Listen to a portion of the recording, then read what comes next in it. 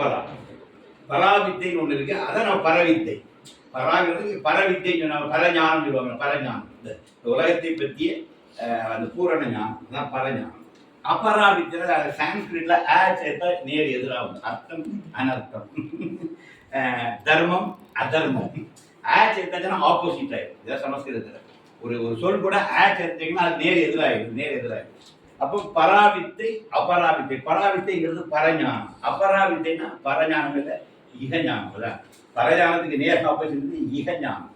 அப்புறம் ரெண்டு வித்தை நீ தெரிஞ்சுக்கணும். பரஞானமும் கிடைக்க தெரியணும், இந்த இக வாழ்க்கை கொண்ட விஷயம் தெரிஞ்சுக்கணும். பரஞானம் மட்டும் போதாது, நீ பரஞானத்தை அவன் போறான் தம்பி, பரஞானம் மட்டும் போதாது, இக வாழ்க்கையும் தெரியணும். இக வாழ்க்கையும் பர வாழ்க்கையும் ரெண்டுக்குள்ள வித்தை தெரிஞ்சாதான் இது தெரிஞ்சாதான் அது தெரியும் சொல்றாரு. 8ஆம் கிளாஸ் பாஸ் ஆக நீ எஸ்எல்சி பாஸ் ஆக முடியாது தானே. ஒரு 8 பாஸ் ஆகி அப்புறம் எஸ்எல்சி பாஸ், எடுத்தோடனே எஸ்எல்சி இப்போ அப்படிலாம் வந்துட்டு இப்போ ஸ்டெப் அப்லாம் வந்து ஸ்டேட்டாகவே எம்ஏ எழுதலாம், இப்போ ஸ்டேட்டாகவே எம்ஏ எழுதுறதுலாம் இப்போ வந்துச்சு. ஆனால் இவங்க அப்படி சொல்கிறாங்க, இப்போ அப்பராஞானம் தெரிஞ்சு அப்புறம் பரஞானத்துக்கு வா அப்படின்னு சொல்கிறாங்க. ரெண்டு வித்தையும் படிக்கிறது. தத்திர அபாரா ரிக்வேதத்தில் நீங்கள் பரவித்தைங்கிறது என்ன சொல், அபார வித்தியன்னு சொல்லிட்டு அப்படி சொல்கிறாங்க.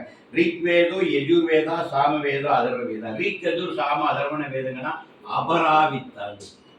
இதுதான் இந்த அது பரவித்தை இல்லை, ஞானத்துக்கு தெரிகிற விஷயம் இல்லை, ஈக வாழ்க்கைக்கான வித்தையை கற்றுத்தருவதுதான் ரிக் யஜுர் சாம அதர்வணம் சொல்லி நான் சொல்லலை. ஆங்கரச முனிவர் சௌனருக்கு முண்டக உபனிஷத்துல சொல்றாரு. தத்திர அபரா ரிக் வேதோ யஜுர்வேதா சாமவேதோ அதர்வ வேதா.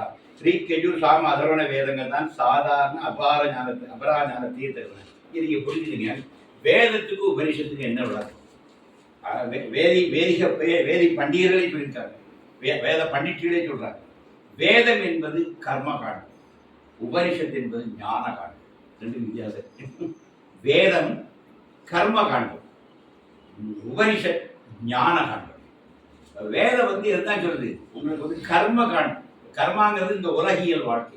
இந்த உலகத்தில் உன்னுடைய கர்மாக்களை நீ எப்படி செய்யணும், எப்படி சக்சஸ்ஃபுல்லாக செய்யணுங்கிற வித்தைகளை கற்றுத்தருது தான் வேதம். அது யஜ்ஞங்கள், அது மெயினாக யஜ்ஞங்கள், யாகங்கள். அதை நீ செய்தால் தான் இப்போ புத்திர காமேஷ்டி யாகம், குழந்தை பிறகு பண்ணுறாங்க. ஆயுஷ் விருத்தி யோகம், நல்லா ஆயுள் வரதான் கல்யாணம் என்ன பண்ணுறாங்க, ஆயுஷ் கும்பம் பண்ணுறாங்க. நம்ம குழந்தைகள்லாம் ஆயுஷ் கும்பம் பண்ணுறாங்க, நம்ம எல்லாரும் பார்க்குறோம். இது எல்லாம் ஒரு பர்டிகுலர் இதை அடைவதற்காக. இந்த அபராவித்தை முழுக்க எப்படி இருக்குது, ஒரு பலன் நோக்கிய ஒரு யஜ்ஞமாக இருக்கும். ஒன்று உடல் ஆரோக்கியத்துக்காக இருக்கலாம், ஒன்று குழந்தை வரத்துக்காக இருக்கலாம், ஒன்று செல்வத்துக்காக பண்ணலாம். எதிரிகளை சத்ரு சம்ஹார இதெல்லாம் இருக்கு, சத்ருக்களை அழிக்கிற அரசியல்வாதிகள்லாம் அதான் பண்றாங்க. சத்ருக்களை வந்து அழிக்கின்ற அதுக்கு யஜ்ஞங்கள் இருக்குது.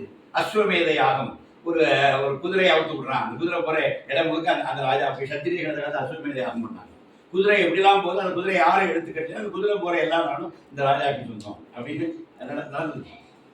இப்படியெல்லாம் ஒரு காலத்தில் நடந்துருக்கு. இப்போ இதெல்லாம் இந்த யாக யஜ்ஞங்கள் எல்லாம் எதுக்கு, ஒரு பலனுக்காக. இப்போ நம்ம நல்லா தெரியும், ராமாயணத்தினுடைய துவக்கத்தில் தசரதனுக்கு குழந்தைங்க இல்லை, புத்திர காமேஷ்டி யாகம் பண்ணுறாங்க. அதில் ஒரு பாயாசம் வருது, அதை எடுத்து கொடுத்துதான் ராம லக்ஷ்மண இவங்கெல்லாம் வர்றாங்க. அப்போ அழகாக புத்திர காமேஷ்டியாக ராமாயணத்தில் வருது. அந்த தோட்டத்தில் அப்போ அதெல்லாம் அந்த காலத்தில் செய்யப்பட்டது. அப்போ இந்த யாகங்கள்லாம் எப்படி செய்யணுங்கிறது தான் ரிக் யஜுர் சாம அதர்வண வேதங்கள். அந்த யஜ்ஞங்களில் உச்சரிக்கப்படுகிற மந்திரம் தான் ரிக். ரிக்குனா மந்திரம், ரிக்குகளை உபதேசித்து அவங்க நெய்யை வார்த்து அந்த யாகத்தில் விடுறாங்க. அந்த தேவதைகள் வந்து அதற்கான வரத்தை அருள்கின்றன. அவ்வளோதான் விஷயம். இவங்க இந்த மந்திரங்களை சொல்லி ஆகுதி விடும் பொழுது அதில் பிரீதி அடைந்த தேவதைகள் வந்து இவங்க கேட்குற வரத்தை இவங்களுக்கு தந்துருவாங்க. அதனால இதெல்லாம் அபரா ஞானம். இதுதான் ரிக் யஜுர் சாம அதர்வண வேதங்கள் எல்லாமே சொல்றது. ரிக்கு தான் வேதம், அதை எப்படி செய்யுங்கிறத யஜுர் சொல்லுது. சாமங்கிறது துதிப்பாடர்கள், சாம வேத பிரியன்னு சிவபெருமான சொல்றாங்க. அது துதிப்பாடர்கள், இறைவனை துதிக்கிறது தான் சாம வேதம். அதர்வண வேதங்கிறது சில மந்திர தந்திரங்கள், சில விஷயம் குறிப்பாக கேரளா பிரபலமானது அதர்வண வேதம் தான். அப்போ இது எல்லாத்தையுமே நம்ம உபனிஷத்து எப்படி சொன்னா, இதெல்லாமே கர்ம காண்டம், இதெல்லாம் அப்பரா ஞானம். ஆனால் இதையும் தெரிஞ்சுக்க, இதை தெரிஞ்சுக்கிட்டு நீ பரஞானத்துக்கு வாரணும். என்ன சொல்றாங்க, இதுக்கு அர்த்தம் எப்படி இருக்குன்னா, இக வாழ்க்கையை நீ நிறைவாக வாழ்ந்து விட்டு பர வாழ்க்கைக்கு வா. நீ இக வாழ்க்கையை அறகுறையா வச்சு நீ பர வாழ்க்கைக்கு இருந்தா ரெண்டு வித்தையும் உருவிடாம போயிடும். இக வாழ்க்கையில் வெற்றி பெற்று நீ பர வாழ்க்கைக்கு வா. நீ சிவப்பி நடராஜன் கேட்டுக்காரங்க, ஏன்னா இக வாழ்க்கை வாழ்ந்து பிள்ளையெல்லாம் கட்டி கொடுத்துட்டு பேரம் பேத்தி எடுத்துட்டு இனி நம்ம பரஞானம் என்னன்னு தெரிஞ்சுக்கணும். இதுதான் விஷயம், வேற ஒன்று. இக வாழ்க்கையை வெற்றிங்கிறது ஒண்ணு இல்லை. நமக்கு பிறந்தோம், குழந்தைகள் பெற்றோம், குழந்தைகளை கட்டி கொடுத்தோம், பேரம் பேத்தி எடுத்து எல்லாத்தையும் கொஞ்சம் நல்லா செட்டில் பண்ணிட்டு நம்ம இன்னைக்கு நம்ம ரிட்டையர்ட் லைஃப்ல உட்காந்து ஞானத்தை அறிய விரும்புகிறோம். பார்த்தீங்களா? இதுதான் இது ஒரு பிரத்யேகிற வேண்டாம். இக வாழ்க்கையை நிறைவு செய்து விட்டு இதோட வாழ்க்கை முடியலை, இதுக்கு மேல ஒரு விஷயம் இருக்குது, அது என்ன நான் தெரிஞ்சுக்க விரும்புறேன்னு சொல்லி பர வாழ்க்கைக்கு அந்த ஞானத்தை நாடுகிறதுக்கு நம்ம போறோம். பார்த்தீங்களா? இதுதான் அவன் சொல்றான்.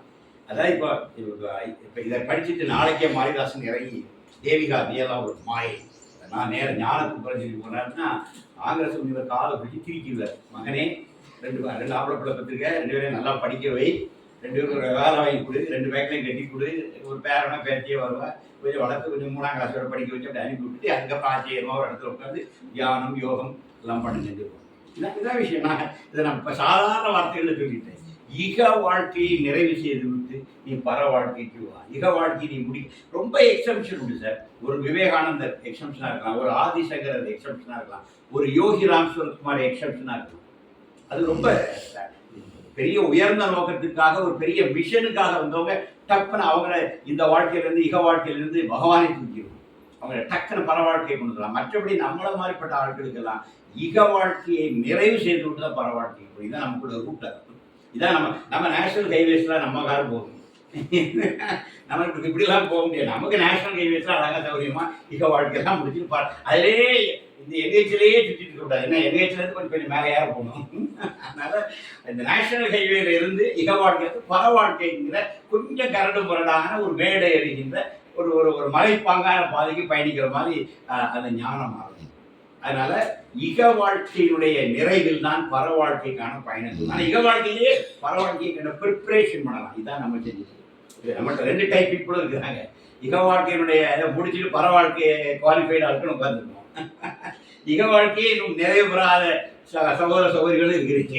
இப்போ நீங்கள் படிக்கணும். இதை முடிச்சுட்டு வரும்போது பர வாழ்க்கைக்கு நம்மளை எப்பவுமே கொஞ்சம் தயார் பண்ணிக்கலாம். எனவே இருவருக்கும் நடுவில் தான் இந்த விஷயத்தை நான் சொல்ல வேண்டியது. அடுத்த சொல்லுக்கு வந்துடுவோம். அடுத்தால என்ன சொல்றாங்க? யத் அத்ரேஷ்யம் அக்ராஹ்யம் அகோத்திரம் அவர்ணம் அசக்சு ஸ்ரோத்திரம் தத் அபாணி பாதம் ததா பாணிபதம். இந்த அபர ஞானங்கிறது இது சொல்றாங்க. உலகியலாக உள்ள வெற்றிகளுக்காக நீக்கஜு சாமாதரண வேதங்கள் வழிகாட்டுகின்றன. பரஞானம் எப்படிப்பட்டதுன்னு இடத்துல ஒரே லைன் இருக்கு. பரஞானம் எப்படிப்பட்டதுன்னா, எது பார்க்க முடியாததோ, எது கிரகிக்க முடியாததோ, எது கோத்திரங்கள் அற்றதோ, எது வர்ணங்களுக்கு அப்பாற்பட்டதோ, எதற்கு கண் காது காய் கால் பாதங்கள் இல்லையோ அதுதான் பரஞானம். என்ன சொல்றாரு? கோத்திரம் வர்ணம். பரஞானத்துக்கு கோத்திரம் கிடையாது, வர்ணம் கிடையாது. ஞானம் யாருக்குனாலும் கிடைக்கலாம். இது புரியுதா? உலகியல் வாழ்க்கை சொல்லும்போது இங்க கோத்திரம் வர்ணங்கள் பல சமூகம் சொல்லும்போது பல அடுக்குகள் இருக்கு. ஆனா ஞான மார்க்கத்துக்கு பேசுற அந்த அடுக்குகள் எல்லாம் தகர்ந்து.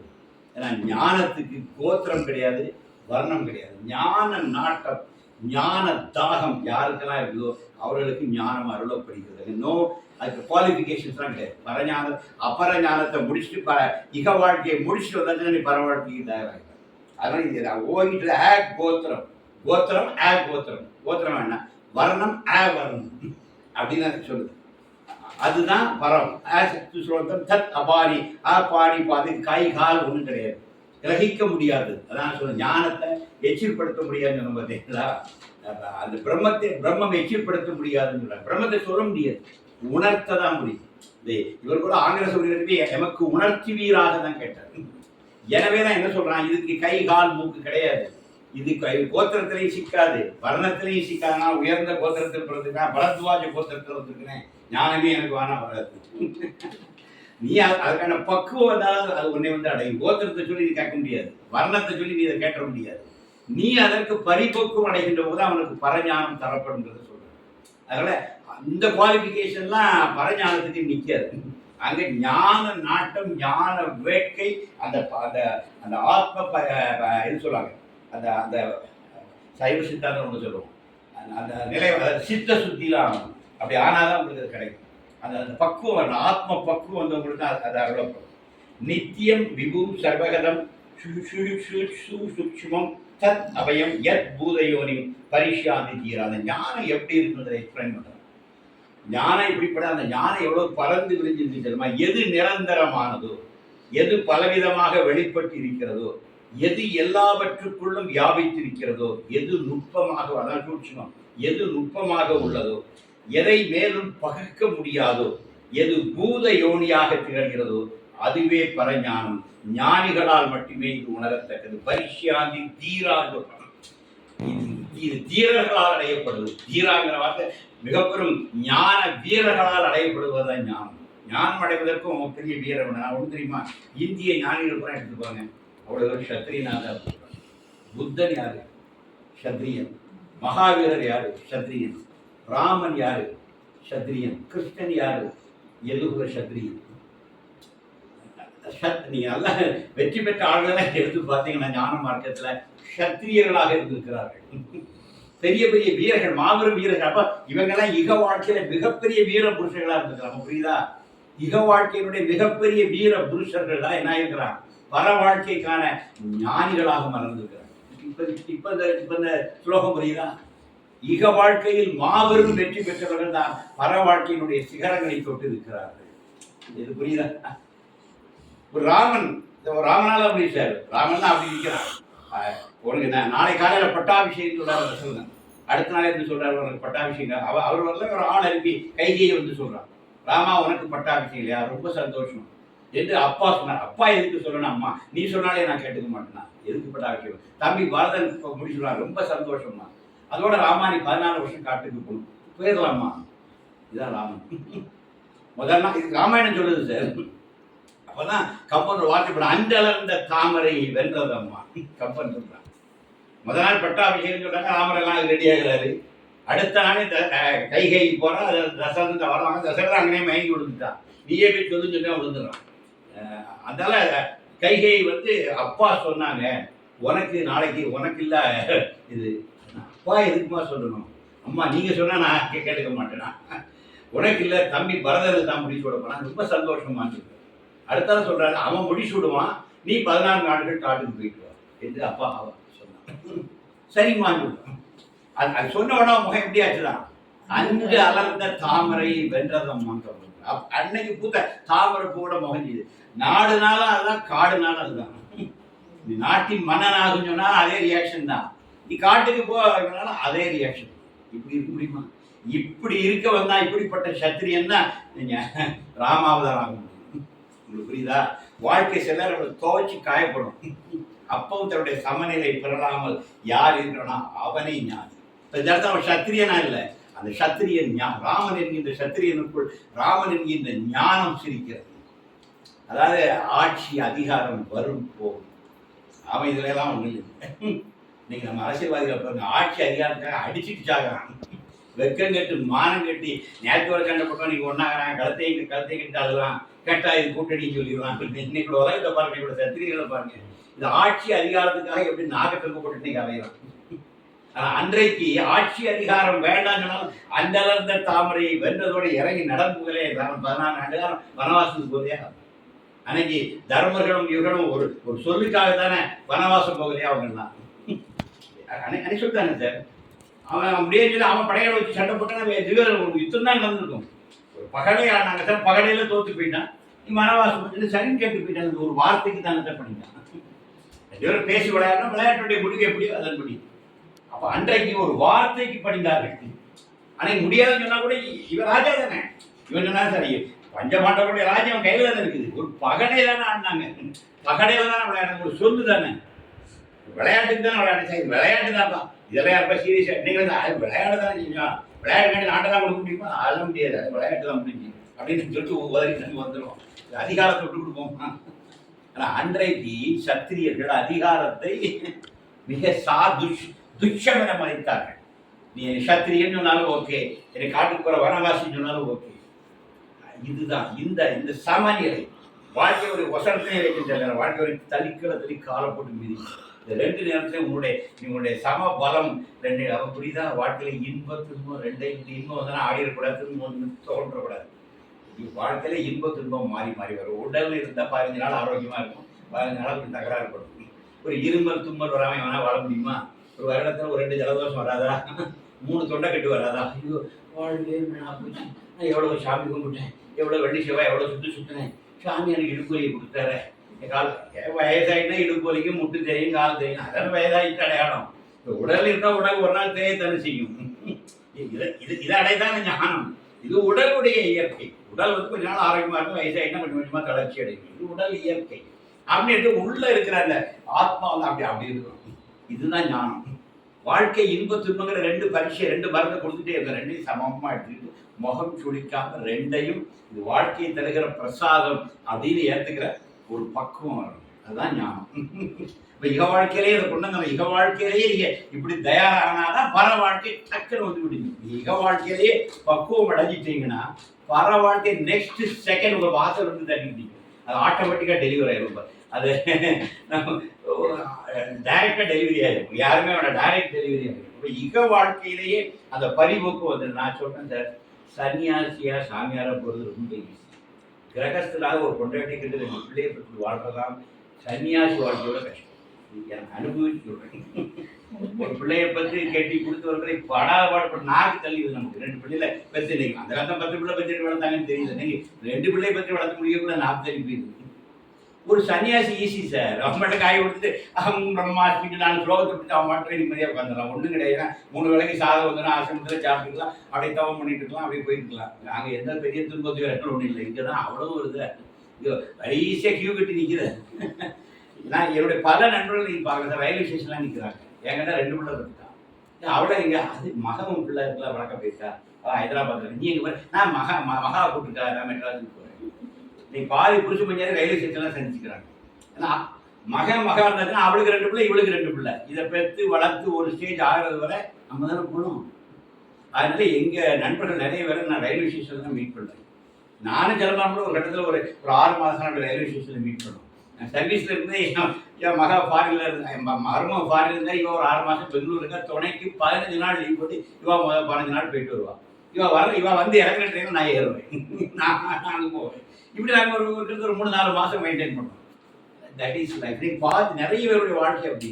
இப்போ நான் என்ன சொல்லித்தரேன், ஒரு சன்னியாச வாழ்க்கையோட கிரகஸ்த வாழ்க்கை பெரிய கஷ்டம். ஆசிட் டெஸ்ட் இதுதான். அதனால கிரகஸ்த வாழ்க்கை ஒன்றும் குறைஞ்சது இல்லை.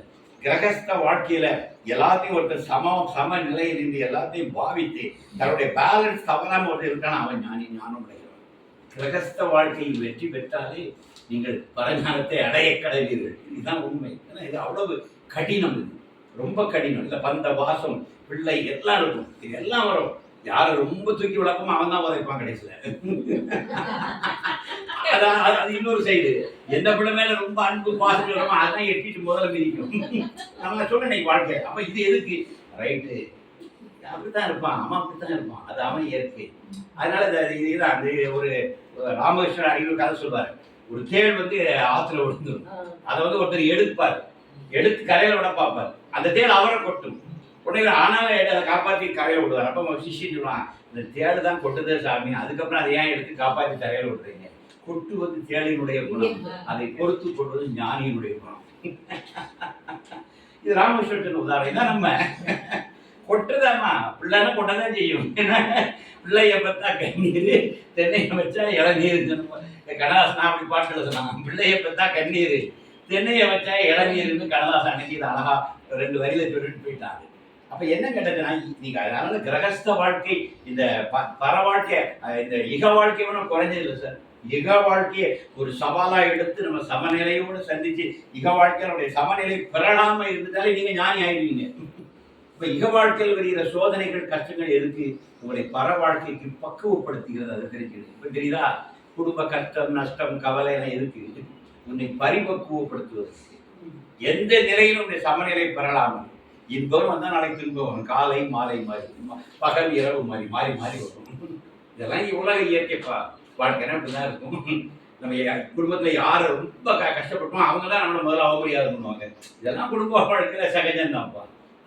நம்ம கடமை கரெக்டா செஞ்சுட்டோம். அவங்க புரிஞ்சாலும் சரி புரியாட்டாலும் சரி, நன்றி பாராட்டினாலும் சரி நன்றி பாராட்டாலும் சரி, 2ஐயும் நம்ம சமமாக எடுத்துக்கணும். நம்ம கடமையை செஞ்சுட்டோம், அதை புரிஞ்சா சரி புரியாட்டாலும் சரிங்கிற அந்த பக்குவம் நமக்கு வருது பார்த்தீங்களா? அந்த பக்குவம் வந்துட்டுனாலே நீங்க ஞானத்துக்கு தயாராகிங்க. அதனால என்ன சொல்றான், எது நிரந்தரமானதோ, எது பலவிதமாக வெளிப்பட்டிருக்கிறதோ, எது எல்லாவற்றிலும் வியாபித்திருக்கிறதோ, எது நுட்பமாக உள்ளதோ, எதை மேலும் பகுக்க முடியாதோ, எது பூத யோனியாக திகழ்கிறதோ, இந்த ஞானம் தான் இந்த ஐம்பூதங்களாக தோன்றியிருக்கு. இந்த ஐம்பூதங்கள் தான் அந்த வாழ்க்கையை தோன்றியிருக்கு. இந்த ஞானம் தான் இந்த உலகத்தையே சிருஷ்டி பண்ணியிருக்குது. எது சிருஷ்டி பண்ணியிருக்குது? உங்களுக்கு அந்த பக்குவத்தை தருவதற்காக. அந்த அந்த பரமம், அந்த பிரம்மம் தான் இந்த உலகமாக தோன்றி பூத யோனியாகி ஐம்பூதங்களை உருவாக்கி இந்த வாழ்க்கையெல்லாம் கொடுத்து இதுல மேடு பள்ளங்கள் இகபர எல்லா வாழ்க்கை அனுபவங்களையும் உங்களுக்கு கொடுத்து உங்களை பரிபக்குவப்படுத்துகிறது. இப்ப இறைவன் தான் உங்களை இந்த வாழ்க்கையை அனுப்பி வைக்கிறான். இதில் அடி பிடிச்சி வாடா, இதில் பக்குவமாகி வாடா, அப்புறம் நான் ஒரு நான் வந்து ஏற்றுக்கிறேன் அப்படின்னு சொல்றான். அடுத்தால பிரம்மனின் அடைகாக்கும் உற்சாக தவத்தால் அப்புறம் உலகம் எப்படிங்கிறது ஒரு கடைசி மூணு ஸ்லோகத்தில் அழகா முடிச்சிடுறாங்க. 2 ஸ்லோகத்துல தபசா ஷீயதே பிரம்மா ததோ அன்னம் அபிஜாயதே அன்னாத் பிராணோ மனச சத்தியம் லோகா கர்மாசு சமிதம். இது கீதையில இதே விஷயம். பிரம்மனுடைய தவத்தால் அன்னம் உற்பத்தி ஆகிறது, அன்னத்தில் இருந்து பிராணன் பெறுகிறது, பிராணனில் இருந்து மனம் உலகாயுத செயல்கள் பிறக்கின்றன, அமிர்தம் போல் இவை அடிபட்டு தொடர்கின்றன. எப்படி சொல்றாங்கன்னா, தவம் பிரம்மனுடைய தவத்தினால தான் அங்கே மழை பெய்யுது. இவங்க சொல்றாங்க யாக யஜ்ஞங்களால் மழை பெய்கிறதுன்னு கீதை சொல்லும். இங்க வந்து பிரம்மனுடைய தவத்தால் மழை பெய்கிறது. மழை பெய்வதால் அன்னம் உருவாகிறது. அன்னங்களை போஷித்து மனித உயிர்கள் எல்லாம் இங்கே வளருது, மனம் வளருது, இங்கே செயல்பாடுகள் நடக்குது, உலகம் இயங்குது. உலகம் தோன்றி இயங்கி நடப்பது எது காரணம்? பிரம்மனுடைய தவம் காரணம் அப்படின்னு சொல்லுது. அடுத்தால சர்வஜ சர்வ வித்யஸ்ய ஞானமயம் தவ தஸ்மாதேதத் பிரம்ம நாமரூபம் அன்னம் ச ஜாயதே. அவர் சர்வ வல்லமை படைத்தவர், எல்லா வித்தைகளிலும் வல்லவர், நிலை பெற்றவர். அவரிடமிருந்து பிரம்மத்தின் மறு உருவான நாமம் ரூபம் அன்னம் போன்றவை தோன்றின. அந்த ஆதி பிரம்மத்துல இருந்தா என்ன வருது? எல்லாமே தோன்றும், அன்னம் கூட. அப்போ அந்த பர ஞானத்தில் இருந்தா, அந்த பர பிரம்மத்தில் இருந்தா இந்த ஈக வாழ்க்கைக்கு வேண்டிய எல்லா விஷயங்களும் வருது. இந்த ஈக வாழ்க்கையில எல்லாத்தையும் கிரியேட் பண்ணி விட்டு இதுக்குள்ள நம்மளை உழலை விட்டு உழன்று உழன்று உழன்று உழன்று பல ஜென்மங்கள் கடந்து வரும்போது ஆத்மா கொஞ்சம் கொஞ்சமா பக்குவம் அடைஞ்சு வரும்போது ஒன் ஃபைன் மார்னிங் தான் சோர்ஸ்ல பேரு மிக்சர் இதுதான் வாழ்க்கை தான். அதான் சொல்லாம சொல்றாரு. அவர் சர்வ வல்லமை படைத்தவர் அந்த பிரம்மம், எல்லா வித்தைகளிலும் வல்லவர், உலகத்துடைய எல்லா வித்தைகளும் அவருக்கு தெரியும், நிலை பெற்றவர், எல்லா காலத்திலும் இருப்பவர். அவரிடமிருந்தே பிரம்மத்தின் மறு உருவமான நாமம் ரூபம் அன்னம். இது முக்கியம். பெயரு, ஒரு தோற்றம், அன்னம், இதெல்லாம் சேர்ந்தா மனித வாழ்க்கை. ஸோ அவருக்கு ஒரு தோற்றம், அவரை உயிர் வாழ்வதற்கான அன்னம், இதெல்லாம் சேர்ந்துதான் வாழ்க்கை. இதை தருவது அந்த பிரம்மம் தான். இப்போ ஆதி பிரம்மத்தில் இருந்தா இந்த பஞ்சபூதங்களும் தோன்றின. ஆதி பிரம்மத்தில் இருந்தா அன்னம் தோன்றுகிறது. அந்த அன்னத்தை சாப்பிட்டு மனிதர்களாக வாழ்றாங்க, மனம் இயங்குகிறது, செயல்கள் வருது, இந்த உலகம் தோற்றங்கள்லாம் நடக்குது. அப்போ இந்த இக வாழ்க்கைக்கு அடிப்படையாக இருப்பதே அந்த பரபிரம்ம தான் அப்படின்னு கொள்வாங்க.